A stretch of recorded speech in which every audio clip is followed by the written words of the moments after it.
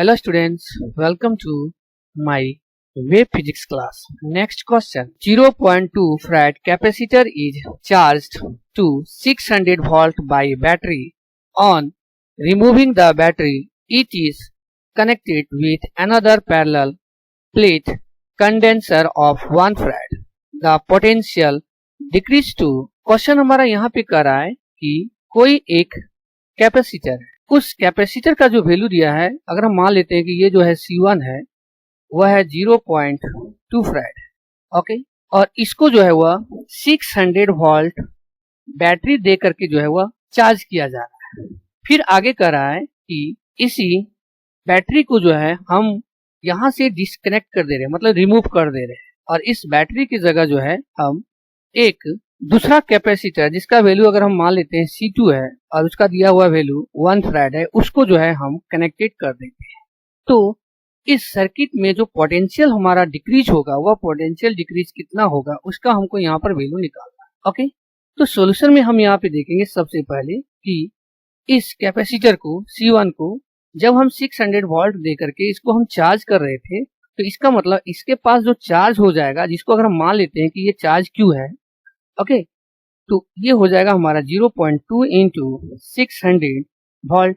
Okay, इसका decimal का हटाएंगे तो यहाँ पे हमारा 0 हो जाएगा, ये कट जाएगा, तो इसका मतलब Q का जो वैल्यू है वह आ जाएगा 120 कूलम। इसका मतलब इस कैपेसिटर के पास जो चार्ज है वह है 120 कूलम। अब आगे हम यहाँ पे देखेंगे, जब हम इसको डिस्कनेक्ट करके दूसरा कैपेसिटर जो है 1 farad का हमने लगा दिया है यहाँ पर, तो यहाँ पर हम देखेंगे कि ये दोनों जो कैपेसिटर है, इस दोनों कैपेसिटर के पास जो पोटेंशियल हो जाएगा वह पोटेंशियल जो है वह सेम हो जाएगा। तो यहाँ पर हम लिख सकते हैं same potential in both capacitor.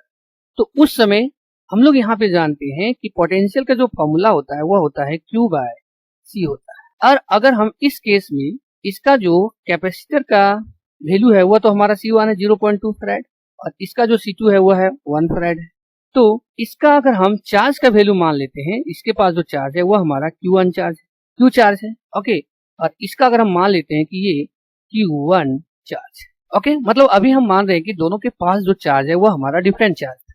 Okay, तो जो पोटेंशियल हो जाएगा दोनों के पास वह हमारा हो जाएगा Q बाय, और इसका जो कैपेसिटेंस वैल्यू है वह है हमारा C1 और इक्वल टू हो जाएगा Q1 बाय, ये हो जाएगा C2।